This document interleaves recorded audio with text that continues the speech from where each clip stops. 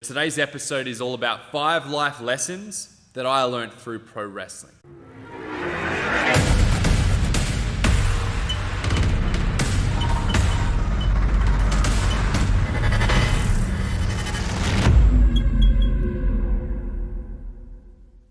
The first one is that life and pro wrestling owe you nothing. Feeling entitled is such a common yet unproductive energy. Know your worth, but realize that everyone around you in the world has a different opinion of you, and it's probably not going to line up with your own. So being bitter and resentful about what you think you deserve will never end in a positive. What I suggest is keep grinding, keep working hard.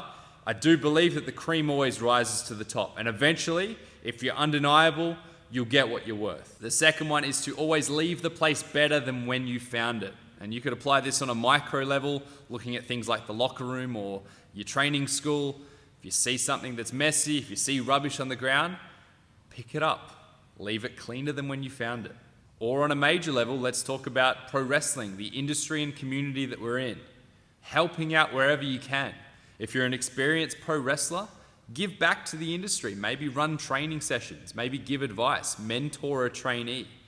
Think about all of the things that we got when we were coming up from those who were ahead of us.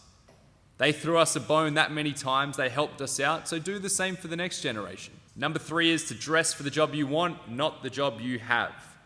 Does this mean you need to wear a tuxedo to your next training session? Well, you can if you want, but no, of course not. Perception is reality. If you want to be a professional one day, then act as a professional. Simple as that. Number 4 is that you never lose, you only win or learn. And shout out to the MCW Academy in Melbourne for that one. I know that's one of your big mottos. And also the title of Conor McGregor's coach, John Kavanagh's book, which is a fantastic read if you haven't read that one already.